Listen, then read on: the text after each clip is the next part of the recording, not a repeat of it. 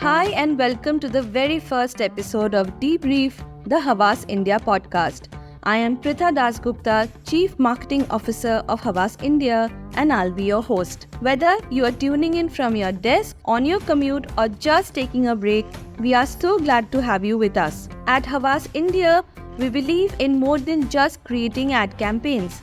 We are all about integration, innovation, and forging meaningful connections. From exciting new projects that are making waves to the incredible leaders driving change, we are here to spotlight the people and the culture that make Havas such a dynamic place to be. If you want to know what it truly means to be part of the Havas family, our commitment to diversity, equity, and inclusion, the vibrant life at Havas, and how we are constantly pushing boundaries to blend creativity and strategy, then you are in the right place. And who better to kick off this series in a two-part episode than the man who is at the helm of the Havas India transformation, our very own Rana Barua, Group CEO of Havas India, Southeast Asia and North Asia. Today, Rana and I will chat about his career journey, the evolution he has witnessed in the advertising and media industry, what drew him to Havas, and his guiding philosophies as the leader of Havas India. So, grab your coffee, settle in, and let's get started.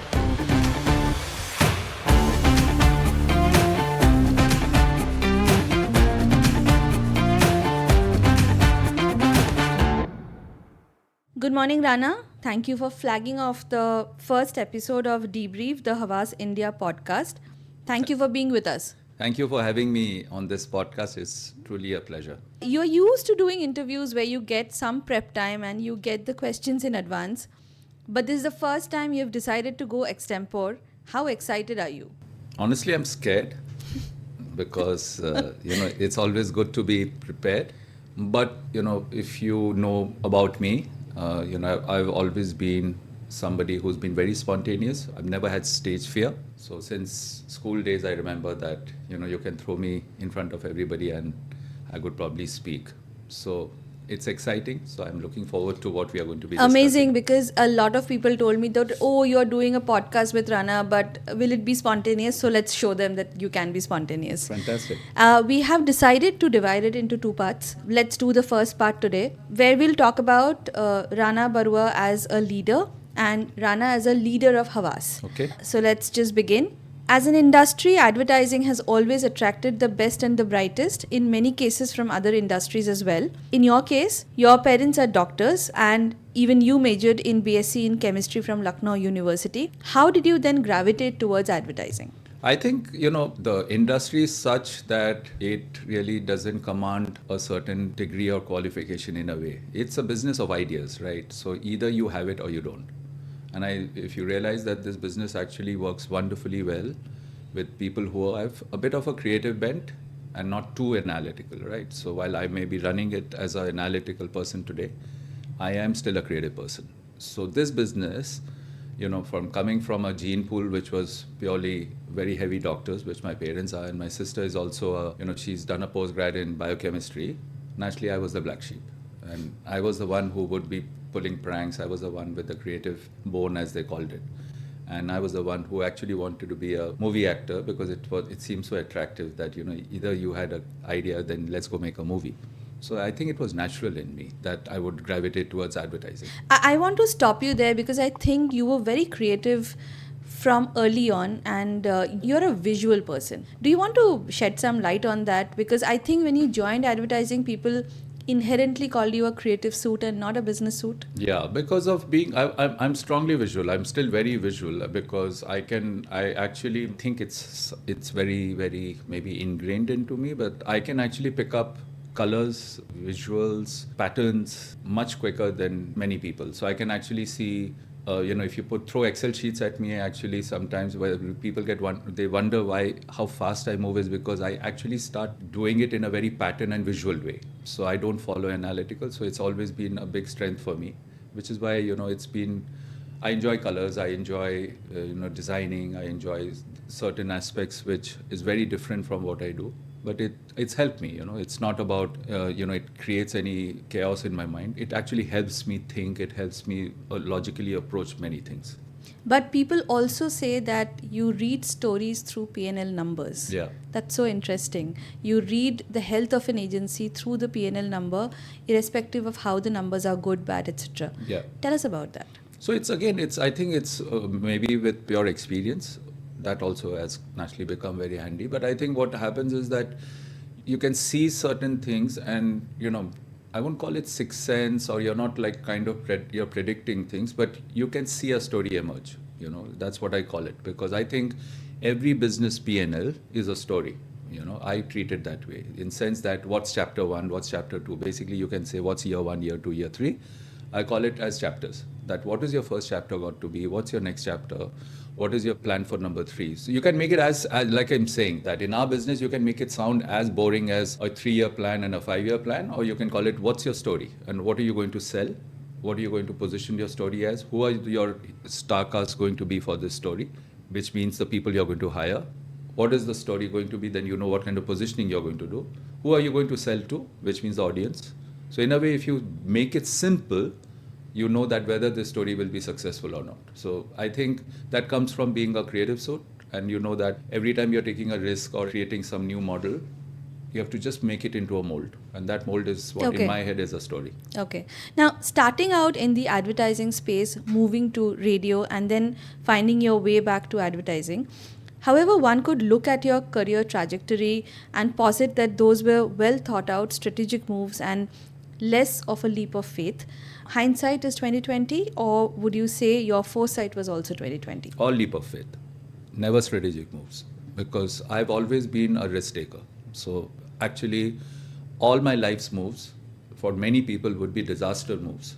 For me, it was always taking that one extra move to create something, because I was always trying to be ahead of the curve. It was my personal life problem, nothing to do with people or peers. For me, it was always been that, if I'm learning something, I need to learn more. I need to move faster to understand what's changing. And all career moves, all job moves also for me has been because of that reason. So whether it's all the agencies I worked in or whether it was radio seemed very attractive at that time. The entire FM diaspora had opened. The Indian government had completely opened. It was, I think, all the phase 2 or licensing had all opened up. It seemed very, very exciting. And when I got the thing to maybe go and head marketing in one of those leading radio channels at that time, I said, why not? It was something very exciting, and advertising was going through a complete change at that time. So for me, it was a leap of faith, definitely. Shark, son of a pitch, these are all monikers you've been associated with in the past, which some would argue also typecasted you. But in the last 6 years, we've seen you break the mold and reinvent yourself so many times. How do you do it? What am I being called now? I can't tell you that. Okay. Sorry. So I think what happens is that, yeah, you're right. I think what happens is that we get typecast very easily as leaders or personalities or bosses. I rather be typecast as somebody than be typecast as a generalist. So for me, it's always been that you need to have a specialist or some kind of a name. If you look at all the cricket players, or if you look at all the players, or if you look at anybody who's done something. Yes. In their world, you will give them some kind of a typecast, because it basically becomes a kind of an adjective for what you are or who you're expecting. Imagine if it I have this philosophy in my life that I rather be an X person than to be said that he's a good person. Everybody is good. Define good to me. Everybody is a good person. How can you say somebody is a bad person? It sounds so weird. But I rather be he's a good person, but that makes you interesting. Yeah. So I've lived my life with these kind of conversations where people have called me at various stages, many things. I'm sure there are worse things. Would you call yourself an all-rounder? No, I'm not an all-rounder. I've always felt I've always believed in a specialist. And that specialist has got certain skills. Because I think all-rounder is a great place to be in a certain field, but all-rounder in our field, especially the kind of business conversations we have, you rather be specialist in some things than be a generalist. I'm not a big favor of being a generalist, but I know generalists are very important for all of us to have. Okay. Now, while you have, in the last 6 years, while you have reinvented yourself so many times, when it comes to your food habits, fitness regimes, the way you carry yourself, let's just say it's non-negotiable. This iron will of yours, especially in our line of work with eccentric hours and changeable schedules, what does this stem from? I think it's the way I've been brought up. It's a discipline of my army background, My dad's an army officer. So, the discipline runs through me. It runs through, it's always been there for me that you must respect time, you must respect yourself. If you don't respect yourself, how will you respect the other person? So for me, a lot of respect comes from that fact that the army background, the upbringing teaches you a lot of discipline about how to lead life, how to always be in the top of most of the things. So that's probably helped me a lot. It helps a lot in your mental, abilities, thinking, everything. Okay, Havas India has now grown into a network of 24 agencies and so many leaders. Tell us, what is your foolproof hack of getting all the leaders in the room, sit up, pay attention, converge, and work collaboratively? I think there's no one means answer to this or a one solution. Okay. I think the biggest challenge or the biggest means point that I can tell you about, and it's nothing, it's no big secret or something. I think you have to build relationships. Our business, which is advertising, media, whatever we all do, is all about relationships, whichever level it be. If you don't have a relationship, you can't bring this person or you can't win the trust of that person. So Yeah. relationships lead to trust. Once you have a strong relationship, the person starts trusting you, or you start trusting each other, both ways, right? And once you start trusting each other, half the battle is won. Because then you can have conversations, then you can be transparent, you can share your concerns, you can share your worries. You're not going to necessarily be lying to each other then. You're basically saying, I need your support. And the other person says, yes, I also need your support. So I think great leadership or great leaders or collaborators at work, and you see it in any field, you see it in the sports field and all, it's about how everybody comes together. So that comes from that I trust you and that I know that we have a relationship. If you don't have a relationship, and I'm being very frank here, if you don't have a relationship, or they say transactional relationship, you've heard that word many times, it's short-lived. It's not going to work. It's not going to happen. Okay. You may have that person in the room because of a certain profile or a position, but that's absolutely of zero stakes. You're not going to get any results in that relationship. Okay. Now, they say that once a journalist, always a journalist. And it's been 8 years for me when I left journalism. But I'm very happy that I'm going to break a news today. And for our listeners, we have a little bit of trivia. Rana registered a company in his name. Tell us more about that. Oh yeah, those days are like many years back. It's like probably 12 years back, if I'm not mistaken, 2011 or 12. Yeah, so I think the entrepreneurial bug, I'm basically an entrepreneur. So I treat my entire approach to life of being an entrepreneur. And entrepreneurs are people who take risks, and naturally you want to do something new every day. So I had thought I'll start my own company. And I had registered a very interesting name. It was called 270. Why 270 is because if you see a pie and the pie is 360, I used to always believe that because I was from a creative agency, creative was just 90.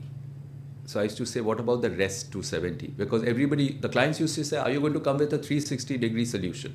And I used to ask everybody, what's a 360-degree solution? I was Yeah. young. Because we never went with a 360 solution. It was always one campaign or one idea. And I would say, but where's the rest? And the rest would come from media, and that time it would come from somebody else. Somebody would get an event idea, somebody else would get an activation idea. So my plan was that 270 would be the agency, which would be the one-stop shop for all other ideas together. So I would then work with all creative agencies who are the 90 and give the client a 360 solution. But it was the entrepreneur bug came in. I did it for probably 6 months, and then I said, no, I want to go back. Okay. Rana, we have worked together for over 3 years and we have seen how Havas has evolved during this time. Yes, there have been logo changes and evolutions of our operating philosophies, but at heart, it continues to be an organization that cherishes and really encourages the entrepreneurial spirit. You just spoke about 270. Would you say it was this very spirit that drew you into joining the network? Absolutely. Means goes without saying, if you look at the network and if you see the way we work even today, our chairman, which is Yannick Bolloré, believes in the entrepreneurial spirit, because I don't think half this network would have been if I was not encouraged to take risks, if I was not encouraged to think out of the box, if I was not encouraged to take so many bold steps. We also had 2 years of COVID in between.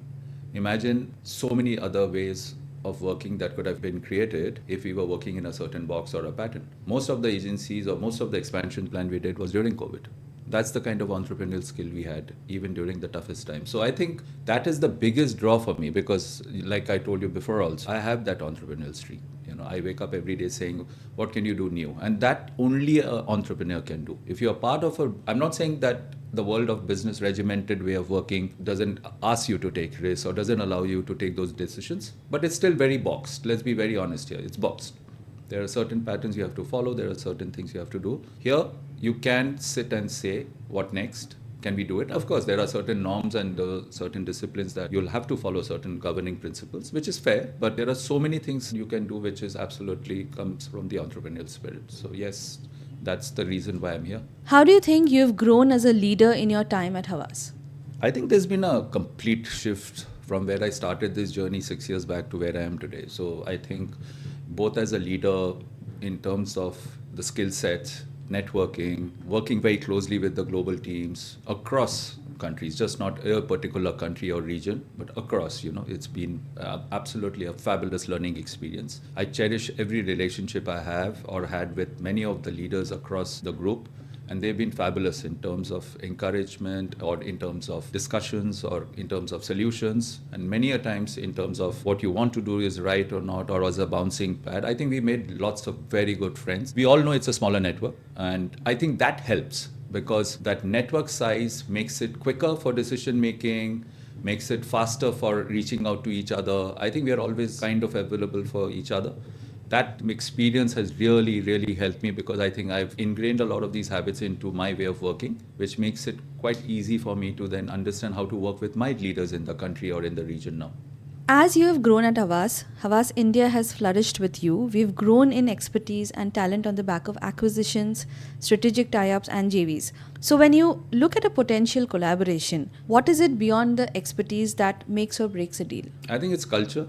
I think the number one bit has always been culture for us because what we've learned, at least in Havas, which probably holds true for most other networks also, but for us is definitely number one priority apart from the expertise that you rightly said, so is the culture. If culturally we don't fit, because Havas works in a different way. It is a bit entrepreneurial, like we kept saying. It is a bit more, it is family owned, right? So it is not about just acquiring and just asking somebody for numbers or something. We actually get somebody in for the expertise. And also culturally, we try to see how does it work together? How do we benefit from each other? So for us, naturally, that plays a very important role. And there have been many instances where we probably progressed a bit with a particular alliance or an acquisition, and we've completely then walked out realizing that this will not work out in the long run. So that is critical. You will soon complete a year as the Group CEO of India, Southeast Asia and North Asia, which also includes Japan and South Korea. I have two questions here. You had an inkling that this expanded role into the region will come your way.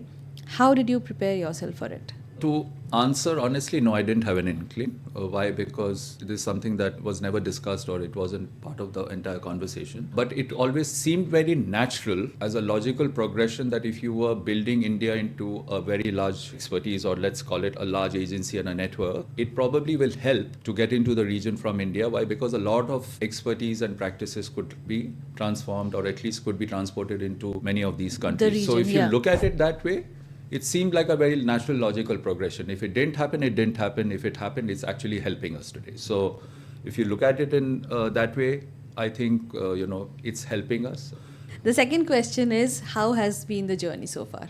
Very challenging, but exciting. Why challenging? Because I think it's a lot of travel. It's not different time zones, so that's not the challenge. I think what I'm learning is that all the 9 countries that come under me, while the governments are naturally different, these are all 9 different countries, but all labor laws are different. All governing principles are different. While we may be in the advertising business, but the languages are definitely different. So it's not like a challenge in India where we all say that India is actually multiple countries in one. You're still under one country. So the challenges are quite phenomenal in the sense that it's very, very different in terms of how they behave culturally. So while I do have this huge idea which I think helps us a bit, I call it the One Asia philosophy, but honestly these are all different countries, different world economies. Some of them are in very strong positive growth, some are in a bit of a slowdown, some are struggling. For us, naturally, it's a great opportunity like we did in India 6 years back. I think we have a great opportunity to build something very strong in Asia, and some of the markets have naturally started moving faster.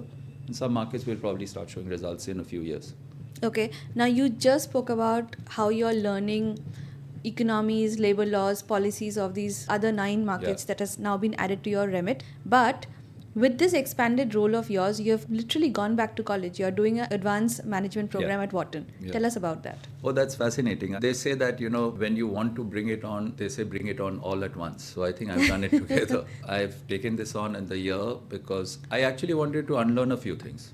Because I knew that when I was getting into a global role, which is what I'm doing right now, I just wanted to change certain thinking habits and patterns of working. Why? Because I'm not a believer that you must just take what you're doing and just take it into other markets. It's a completely different market. So what this program has done is that it's completely unboxed a lot of my thinking.